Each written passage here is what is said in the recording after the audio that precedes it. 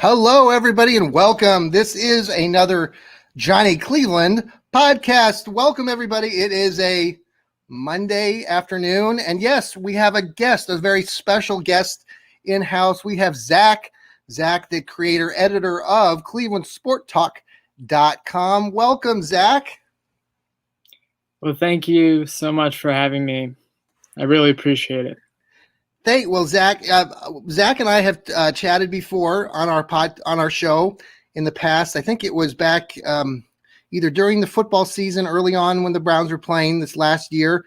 And I owe a lot to Zach and to ClevelandSportsTalk.com. Zach gave me the opportunity to contribute to his great website, and I'm going to give him an opportunity to chat about that briefly. And we have a lot to talk about in this episode. The Browns are coming off of a preseason, I would say big win, but it is preseason, and lots to talk about there. We have a lot of new young talent coming up with the Brownies, a lot of depth we can talk about. And the Indians are kind of up and down right now. Zach also writes, I believe, and he can share more on that for Cleveland, for Sports Illustrated. In reference to the Cleveland Indians, so he has a lot of wealth of information. And if we get time in the show, we might touch on the recent Cavs draft and talk about Evan Mobley. I do contribute to ClevelandSportsTalk.com. I also contribute to Dog Pound Daily and the King James Gospel. So enjoy doing all of those. We're also been doing a little bit of a Browns countdown. We started our kickoff to the season classic against the Kansas City Chiefs out there at Arrowhead. I believe we started on day 96. And today, Zach, is 27 days. So I have to go hit outside and go do one of my videos. And thanks to Zach's inspiration, Zach also loves the Rocky series of movies. So we've added a few Rocky songs to some of those countdowns. So I appreciate all those people too that are we're adding followers on Twitter, and just have enjoyed doing that. We've traveled across the globe. We've been out to Seattle and over to Maine. So enjoyed that. But Zach, thanks for all of your help with that.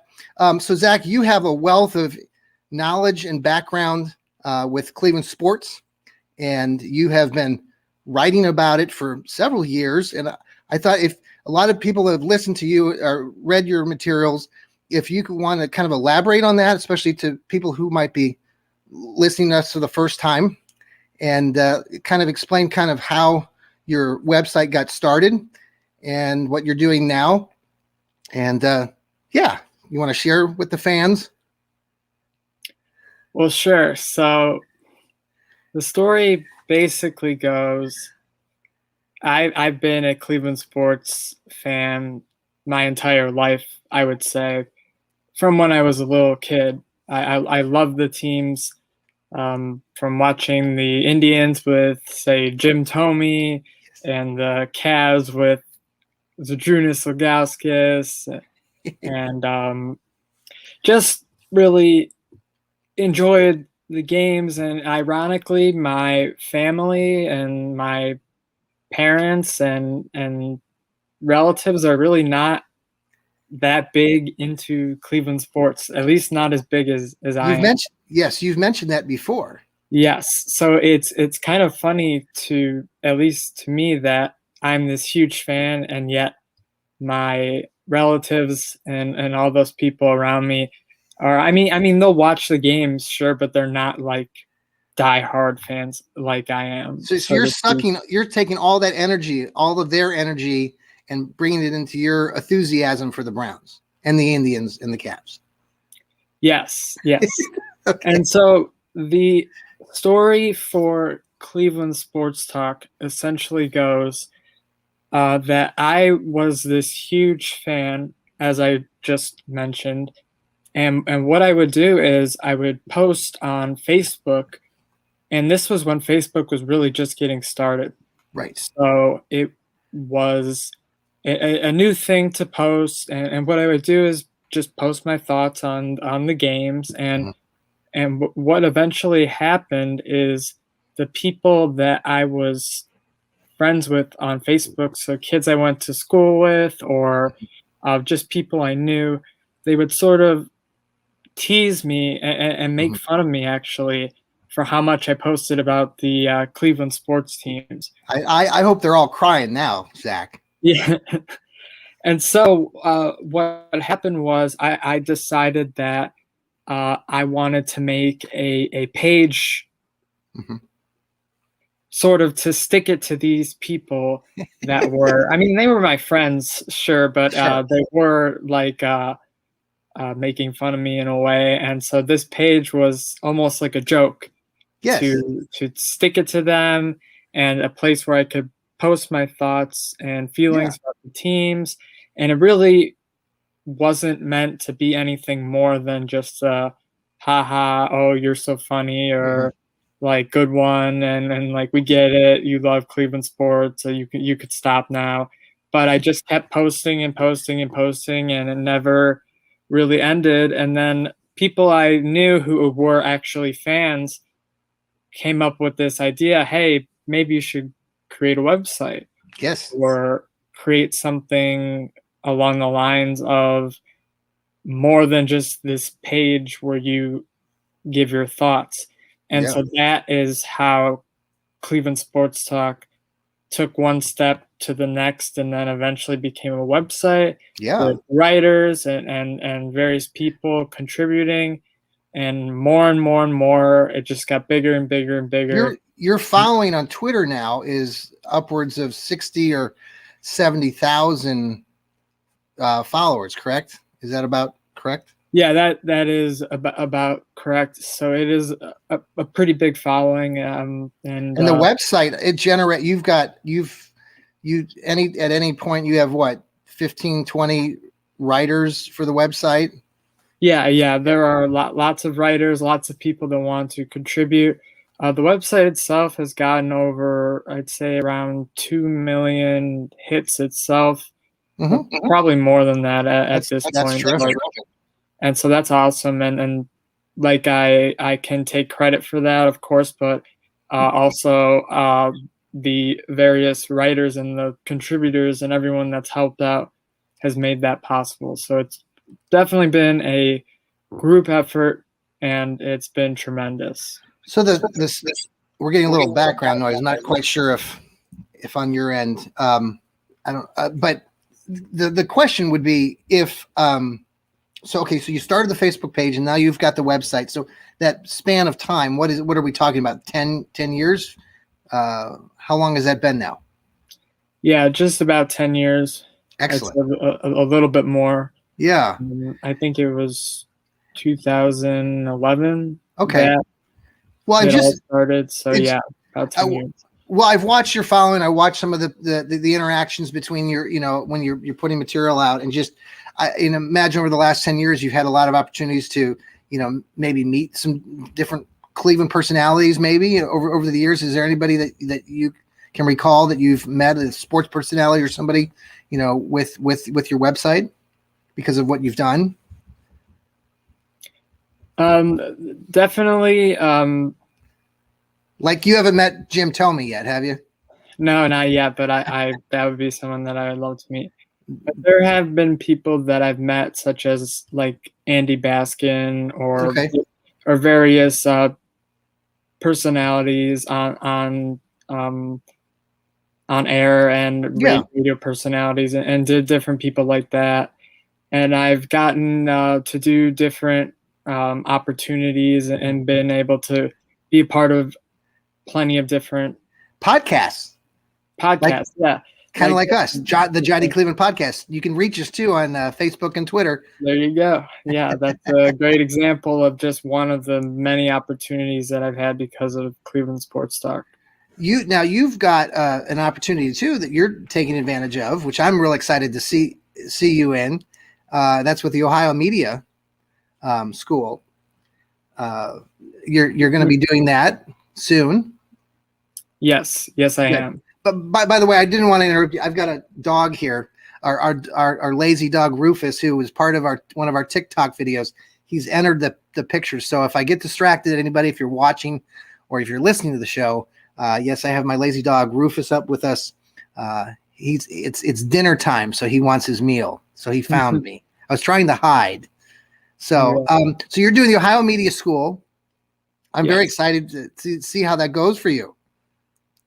Yeah, it's a really exciting opportunity for me just to really take this, I would say, to the next level, so to speak. And I did attend college before. I did, to be honest, I did not graduate. But I think that this is more catered towards a person like me who is into this type of media, so to speak, and writing and recording like we're doing right now. Yes. And I believe that I will fit right into the school and I'm excited to meet the various people who think like me and who are writers, reporters, and are going to be in that field. So I just think that this is more catered towards someone like me instead of your stereotypical college where I went to both Akron and Kent actually for bits of time. And that obviously didn't work out. So that's okay. So I'll be honest about that. Yeah. So I think this is it's certainly going to be a challenge, but I think it will work out. When you're part of your next podcast or your own podcast, I'd love to be on one of your guests. So just plan on that. Yeah, right. When I'm famous, I won't forget. You're already famous, Zach. That's why we're talking. You think so? Well, I guess absolutely. I guess in a way that makes sense. But so I'm not Jim Thome famous. How about that? No, but that would be a highlight. That would be fantastic. Jim Thome was just a class act all the way around. Just a pure baseball player. When I was a little boy, just getting into like Cleveland sports and the Indians. Jim Thome was literally like a god for me. Oh yeah, he home run hitter for my favorite team. Yeah, and he was amazing. And I love that man. Yes. Oh maybe to an extent that was a little too much, but yeah, he was. That's okay. My superhero is Bernie Kosar. I'm still trying to get Bernie to follow me, John Suchan on Twitter. So Bernie, if you watch this video or can get anybody listening who knows Bernie Kosar, Bernie actually liked a few of my recent Twitter posts, which is pretty cool, but he hasn't followed me yet on Twitter. So Bernie, you were my superhero. I think I've would love a follow. You're as a loyal Browns fan when I was your age back in the day, Zach. That was my the player that I looked up to the most. So a lot of us did back then, because that was when the Browns were really good. Basically, the last time the Browns were really good was that time period. And now we have Baker Mayfield leading the charge, along with his great coach Kevin Stefanski is leading the charge. But his quarterback Baker is obviously ready to prepared to have a great season. The Browns had a good start to their preseason this last week. And I noticed that I guess I want your take first on what you think of what happened this past Saturday and any players that kind of stood out to you. We've kind of talked off air a little bit about it, and obviously there are some players that you might mention too that have gotten a lot of play in the last couple of days. I'm sorry, I'm getting a little buzzing sound. So if you're watching the show, I don't know can you hear that, Zach? Is there any? Okay, it's probably on my end. I'll try to correct it here. Okay. I think we're good now. All right. Good. All right. We had a little buzzing going on there, so if you end up listening to the audio later, I apologize, but I think we just corrected it. Boy, technology is so, you have to be very precise. Mm-hmm. So, what was your take on Saturday? Well, it was great that the Browns won, but obviously, you have to take it with a grain of salt because it's preseason and it doesn't matter, and everybody knows that.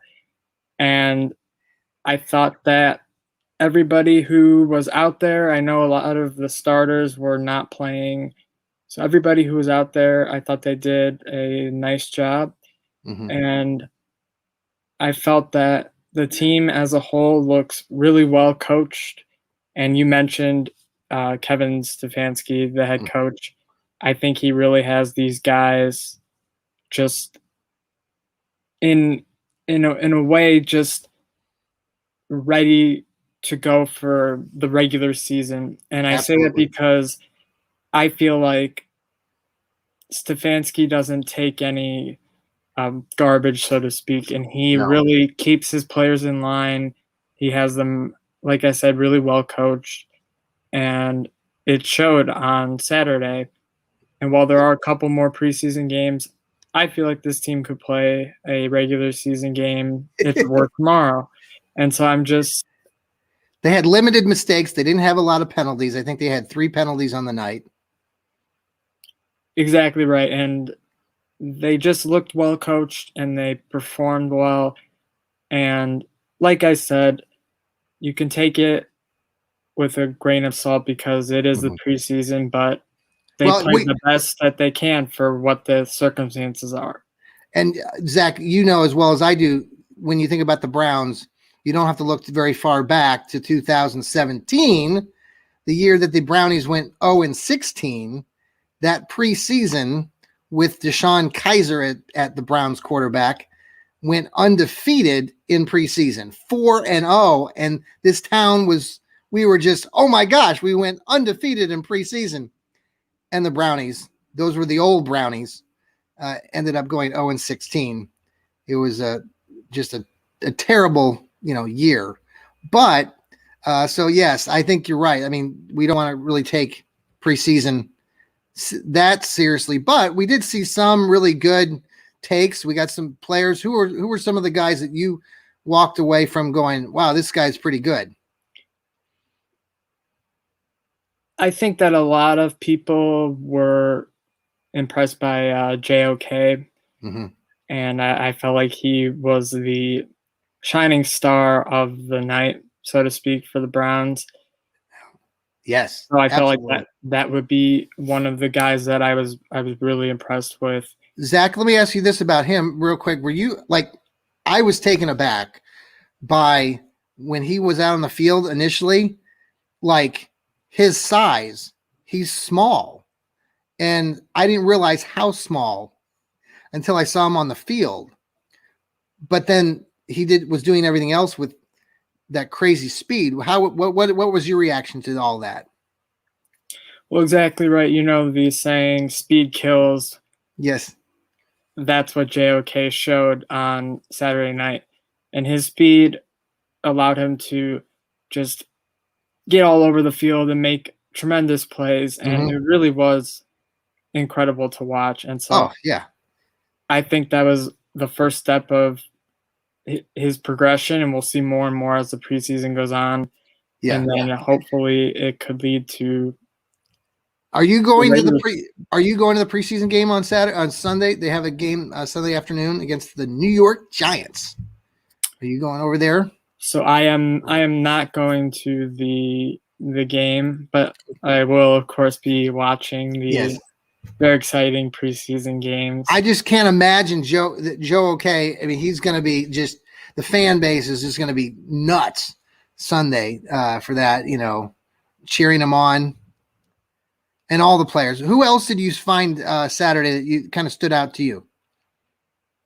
So I really liked the quarterbacks and the fact that they didn't really make any mistakes. And I liked that it shows, say, in hypothetically in the regular season, say Baker Mayfield tweaks ankle or this or that. Let's hope that doesn't happen. Obviously, hope and pray that he's healthy the whole year. But say something does happen and we need to substitute Baker with one of the backups. It goes to show that, hey, maybe we won't get our behinds killed even with a backup quarterback. Maybe this quarterback does know what he's doing and is actually able to carry the team for whatever the game is, so to speak. We're talking Case Keenum and Kyle Lauletta. the Yes. Richmond Spider graduate, Kyle Laletta, who I've done a little research on the last day or two. Very interesting, some interesting things on his backstory. But what did you see about both of those guys Saturday night that you said, I mean, you just feel comfortable? Yeah, I feel comfortable with them. Like I said, I feel like they are able to come in and hold the fort. Mm-hmm. Yeah. They won't make the mistakes that you might think a typical backup quarterback would. And I feel like that they would be able to just get in there and do what they got to do. And Zach, I'm laughing because I think when you say backup quarterbacks, we've had 29, 30 really backup quarterbacks being the lead quarterback for the Browns over the last 20 years. So it's nice to have a quarterback like Baker Mayfield at our franchise quarterback now. But like you said, you're right. I mean, Case Keenum and Laletta can. I think they can handle. We've seen so many crappy quarterbacks over the years. Yes, we have. Speaking of money, Johnny Manziel, dud. Anyway, anybody else that stood out to you on Saturday night that offensively, defensively, or anything else that jumped off the page to you? So Davion Davis had a nice touchdown grab. I thought that was a nice play. And so that's someone that stood out and maybe could also serve in the capacity of being a backup, so to speak, for the OBJs and the Landrys of the starting bunch. So that was a nice play and a nice thing. And once again, it's preseason, but I felt like that was a great play, and looking forward to seeing if he gets any playing time during the regular season. Do you see, so coming up to Sunday, we're going to be playing the New York Giants again. Who are the players, or what are you going to be looking for? What are you going to be focused on? Who are some players that might be like on that borderline and could potentially challenge maybe a player that has traditionally started for the Browns? Is there anybody that you think might be in a little bit of a risk? I think they are having cuts tomorrow, some initial cuts. I know they're carrying 80 or 90 guys right now, so they got to get it down eventually to 53. Anybody out there that you're really watching as far as a battle going on? Not entirely. I would say that the Browns really have I guess you could call it just the regular season roster. I think they really have it. Mm-hmm. And there isn't too much of a battle. Yeah. Like with some teams, you have guys that it could be this guy or it could be that guy. Mm-hmm. I feel like the Browns really know who's going to be on their roster. And sure, you carry more guys for the preseason, but that's just sort of like theatrics, and those guys are going to get cut. So my biggest thing, and this is always the biggest thing with the preseason, is don't get injured, please. And I know a lot of the starters aren't even playing, like we were saying, but don't get injured, and let's make it to the regular season and just be ready to take on those Chiefs in the well, with JOK doing so well, and then Mack Wilson got tweaked a little bit with his shoulder, I believe. A lot of people were suggesting prior to the season starting that Mack Wilson might be a potential cut by the Brownies eventually. Then he did some good things in practices. Again, it was just practice. Got into the game, got hurt 4 or 5 plays into the game. So I'm wondering if Mack Wilson, where is he at? Eventually, does he get cut by the Brownies?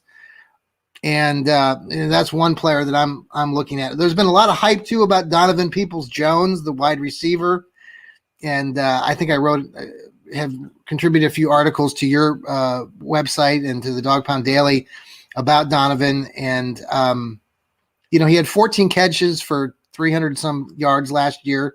Obviously, 2 of his big catches a year ago were the bomb that he caught from Baker in Tennessee, and then he caught a back shoulder throw in the corner, but to win the game against the Cincinnati Bengals, which is, I mean, great. I think Peoples-Jones is going to have a good season. Do you see them working him in more and more? Absolutely. I see them working him in, and especially with, like I was saying, with OBJ and Landry, I could see Peoples-Jones almost being like a decoy in the slot or whatnot. Yeah, it's a guy that they get the ball to when the opposition is so focused on the big targets for the Browns and the guys that you're expecting to get the ball. And then all of a sudden, here's Peoples-Jones wide open because everybody's looking at the other receivers, and Baker gets him the ball, and it works out. So that's what I'm expecting. Yes. Yeah. Okay. So early prediction. If you have an early prediction for the Kansas City game on September 12th, we're 27 days away. We're doing our countdown and get a little preview tonight. I will be there, by the way, Zach. So I'm very excited. I'll be there in person. So we'll have to coordinate some things with all the people that I'm working with right now. I'm excited to be there and in-house, do a little video making while I'm there. But any early predictions on how you think that game will turn out, what you're thinking could happen? Do you have a prediction yet, or do you want to hold off? No, I'm predicting Browns win. I think they're going to start the season off with a bang.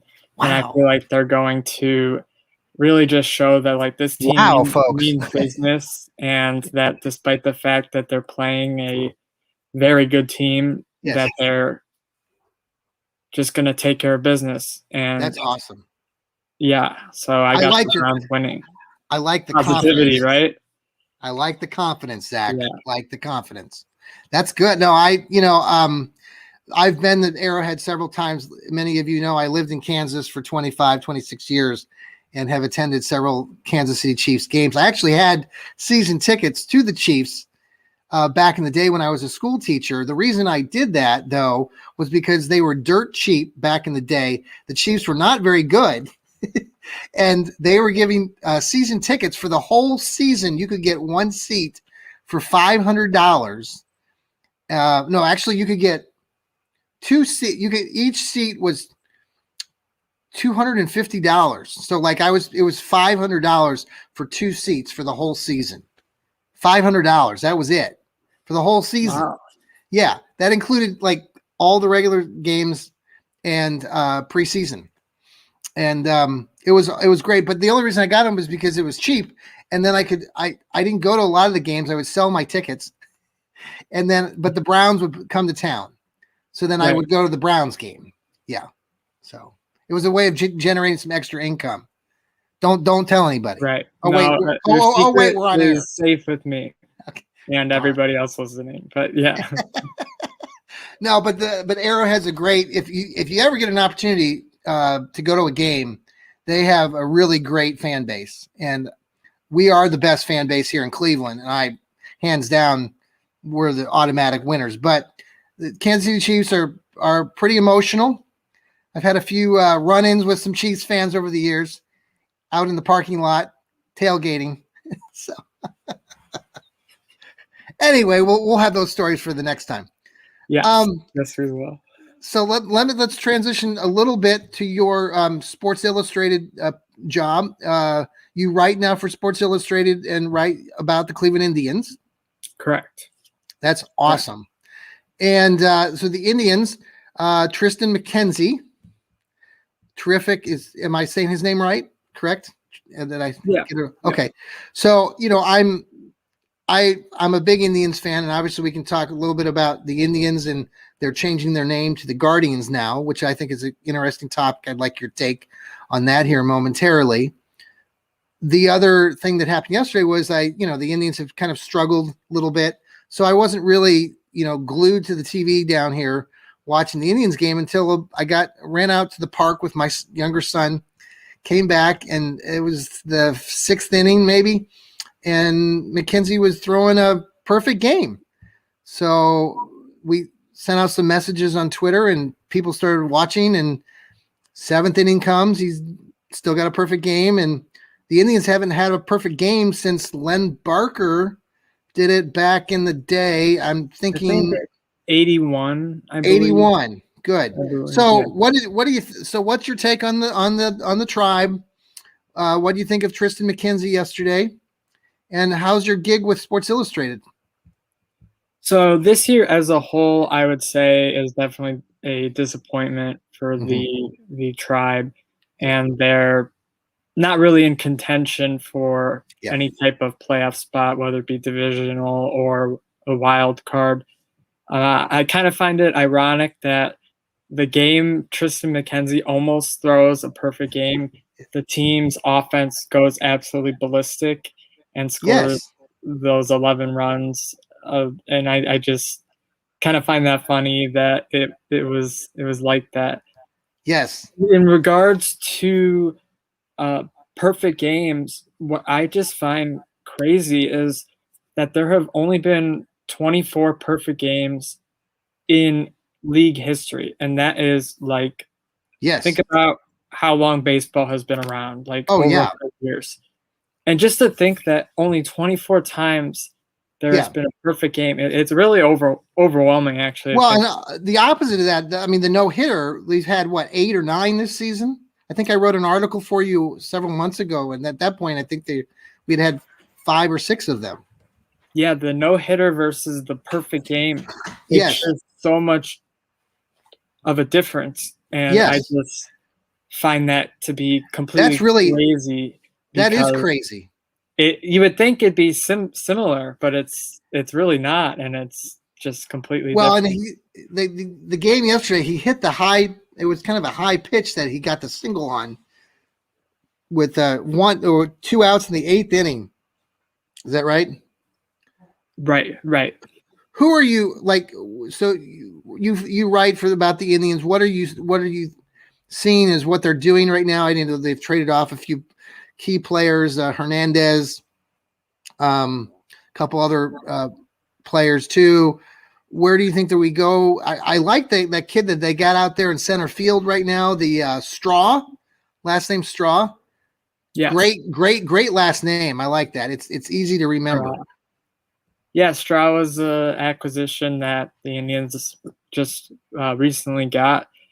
And yeah, he seems to be a really great hitter, has great discipline at the plate, and does just a tremendous job on both the offensive and on the defensive side of the baseball. Now, what about Oscar Hernandez or Oscar Mercado? Is he playing these days? Yeah, he plays a little bit. I just compared to the Straw that we've been talking about, I actually think that Straw is going to end up getting more of the playing time, whether it be for the rest of this year or into next year. So I think that this acquisition actually worked out really well for the Indians in getting Straw. And I don't think people really saw it as much of anything when it happened.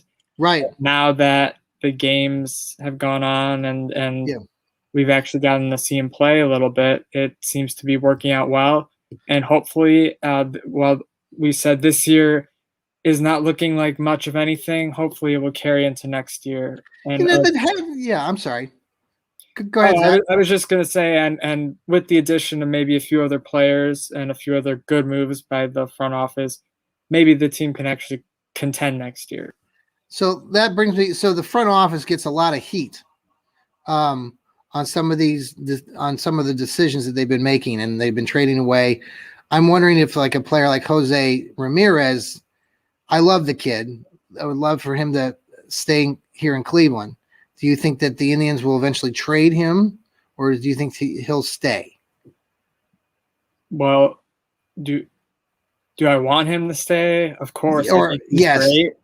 But do you think he will? Tremendous piece to this team, but no, I actually feel like the front office will take Jose Ramirez and trade him away because that's just how they are. And it's disappointing, and Yeah.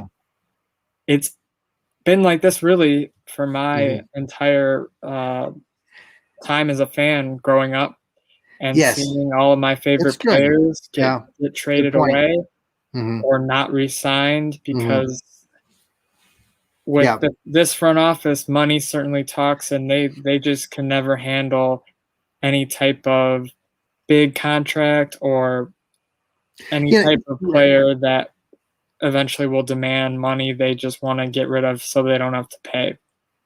That mid-90s period to early 2000s was such a they held on to that young core. They really did invest in players like Kenny Lofton and Carlos Barrega and Jim Thome. And they really made serious runs in 95, 96. They should have won it in 97. Um, and really had a good shot in 95. So, yeah, I understand it. You've seen the Indians and them giving away players all the time is really tough to be a fan, considering that they filled that Jacobs Field, a progressive field that now is leased for the next 20 or 30 years now, which is good. But they sold that baby out 453 straight days or games. So, do you think so? The new name Guardians has had a lot of people talking. Where do you fall with the new name and leaving the name Indians behind and calling them the tribe? How do you feel on all that? Okay, so personally, I liked the name Indians. I liked the Mhm. nickname Tribe. I had Mhm. no problems at all with it. And Yeah. I grew up with that name. It was a part of my childhood as I keep talking. Mhm. And yeah, so for me Mhm. personally, no problems. Okay. However, I can see where it would offend some people, Mhm. maybe. Mhm. I don't think to the point where they had to make this name change. I just think that it's going to be so strange to talk about a Cleveland baseball team that's not the Indians. Right. And it, like I said, I grew up with that name, and even if you're elderly, you've had that name Well, let for me many, tell many you, years. my father and mother, my stepmom, love her dearly. She's very upset with this name change and seriously does not want to attend any more Cleveland baseball games and has been a diehard fan going back to when Bob Feller was a great pitcher and all those great teams of the 40s and 50s. She actually worked down at the old municipal.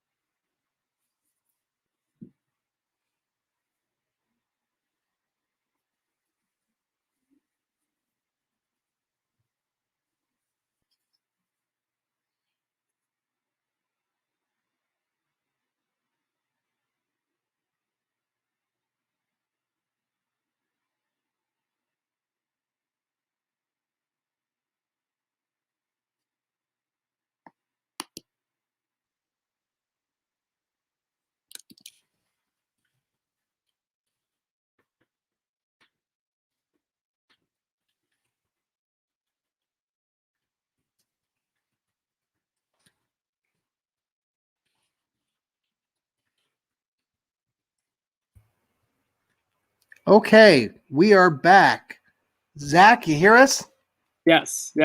Well, we had a little glitch there, everybody. Apologize. I think I left. I don't know how long I was off there, Zach, but we had a technical glitch here in the Johnny Cleveland household. No worries. No worries. I don't know how much time there was. We'll see if we can edit that out. But if we can't, sorry about that glitch. We're about 40 some minutes into the contest here, the podcast. So we were talking about the new name for the Indians going to become the Guardians. And I think I left off. Do you remember what you were saying? Well, just essentially that it's going to be extremely weird to talk about a Cleveland baseball team that is not the Indians. Yes. And I don't dislike the name Guardians. I don't think it's a terrible name. Right. It just won't be the same as Indians. And it's definitely going to be an adjustment. And I think a lot of people are going to, like, quote unquote, boycott the baseball team and not watch, not attend the games, just not participate in being a fan because of this name change. Yeah. And then you'll have the people that will really like that the team went out and made a difference and changed the name that could be offensive to some people. Right. And picked a new name that should be good for everybody. Yep. So I guess you could call it like a catch-22, so to speak. Yeah. But yeah. I just feel like the majority of the people are going to be either indifferent or not caring. But then you have that small group of people that will either boycott the team or not go to games, not participate in various things like watching the team or whatnot. And so you'll lose some fans, but overall I think the team will keep its fan base that it has, as people in Cleveland love baseball and love the Cleveland baseball team. Yes. Yep. Zach, it's been great to have you on the show today. And, we've been able to cover a little bit. I know just a quick word about the Cavs. I know you follow the Cavaliers as well, and they drafted Evan Mobley, number 3. How do you look at that pickup? Big center, big, tall, lanky kid. Do you like the move by the Cavs? Yeah, I like the pick. I think Mobley has the potential to be a tremendous player in the NBA for the Cavs. Obviously, he's not going to be like a LeBron James, so to speak, or a superstar like that. But I think he's just going to be this solid guy that gets you that, I don't know, 16, 18 points a night, and then your 8 to 10 rebounds. Right. Kind of like a double-double so to speak. And hopefully he could be a big contribution to a Cavs team that really needs it. And needs the help moving forward, and I just think that it's a good pick, and it's a player that has potential to be solid. And like I said, no, I don't think it's going to be a superstar, but it will be a good contributor. Yeah. No, I like the move too, because I think he's tall, he's lanky, but he adds that, that post possession or that post role along with Jared Allen. I think, I've been reminiscing a little bit about the late 80s when Larry Nance and Brad Daugherty used to play together with Mark Price and all those great Craig Elo. So I'm looking forward to this next stretch. I think, I'm a little leery of the coach. I'm not real high on JB Bickerstaff leading them to the charge like the Cavs of the olden days with Lenny Wilkins. I'm not real high on that coach right now, but we'll see what happens in the next year. I really like their young core though. Do you like Darius Garland? What do you think of Garland? Yeah, I like Garland as well. I like the young core. Yeah. And I've been talking about, and like we just said, I like the latest draft pick. Yeah. I think the Cavs have the potential to really become a team that is a contender. I feel like they're a few pieces away from actually like becoming a championship contender. Right. I think that they'll be in the mix for the playoffs, and I do too. Yeah. And with the NBA, you know, it's to make the playoffs. It's not like a huge thing compared to other sports, like. But for the Cavs, it kind of, so to speak. For the Cavs, it kind of is though. Right now, I feel like, because I've said this, and probably to you too. Like, it's like the Cavs are in the shadow of LeBron James, and we got to get rid of that shadow.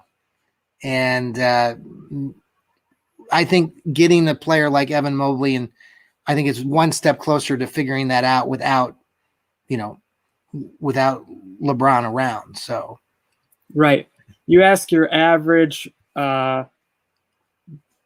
don't know, middle-aged person in the United States about the Cleveland Cavaliers, and they're going to say, oh, LeBron James this, LeBron James that. Yeah. You're right. This team needs to get out of the LeBron shadow and make a name for itself.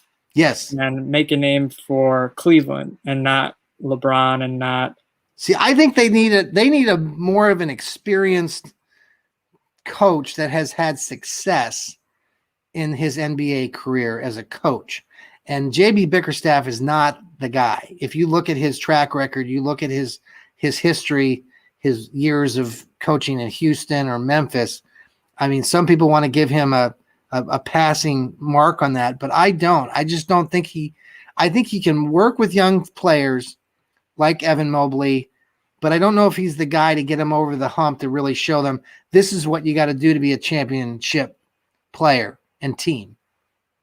Yeah, I would agree with that. I feel like the Cavs, like I was saying, they're a few pieces away. Well, that can also include the coach and the coaching staff, and just, I don't want to say the entire team, but just the couple pieces in each, like, I guess, category, so to speak, that they are away from. And once they make those moves and they're able to acquire said pieces, who knows? Hopefully the team can become a contender once again, like they were in 2016. It's a good time to be a Cleveland fan. Whew. Go Browns, go Tribe, go Guardians, and go. You can't say Tribe anymore. Yeah. It's funny with you young guys. I'll say Cavalier. One of my colleagues over at the King James Gospel, he says it's funny when people call them the Cavaliers.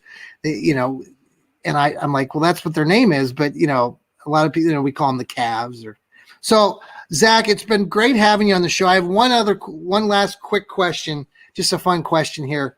So, you live up there in Cleveland. Now, I'm down here more in the Columbus region, but I come up to Cleveland. So if I'm coming up to Cleveland the next time, and I'm looking for places to eat because I like food, I like to eat. Do you have a good place or two that you would recommend that I should try out, or any of our listeners or whoever's watching right now? So if I had to pick, first of all, let me preface this by saying I'm not a big eater. I think you could probably tell just by looking at I am. If you can look at me, yeah, I'm a skinny twig, and I'm a fat slob, so that's all right. Eater.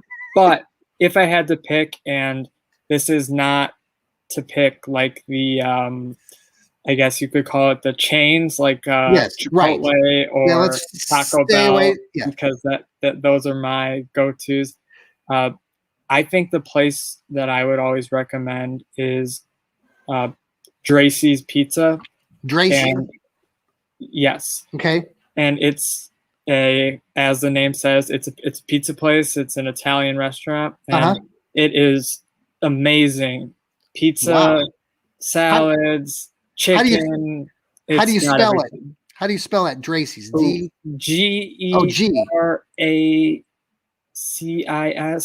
I think I got it right. Yeah. It's Gracie. It starts with a G. I know that. G. It starts with a G.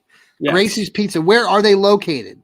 They are located in, I believe, the South Euclid area, around there. Oh yeah. So yeah, Off of that's Mayfield Road up there. My aunt, uncle, that's where you and gotta go.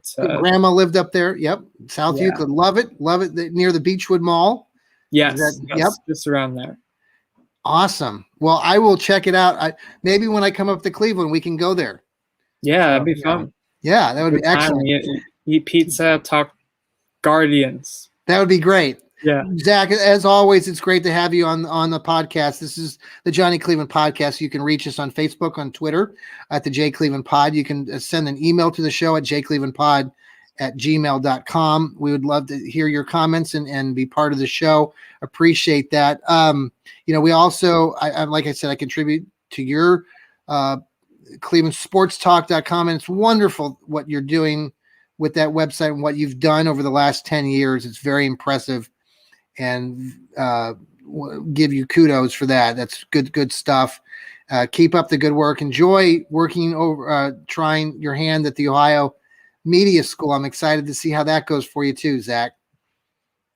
Well, thank you so much for all the kind words and for your contributions, and I should say great contributions to the website. You've done a lot to help with Cleveland Sports Talk, my website, and so thank you. And I really appreciate all the kind words.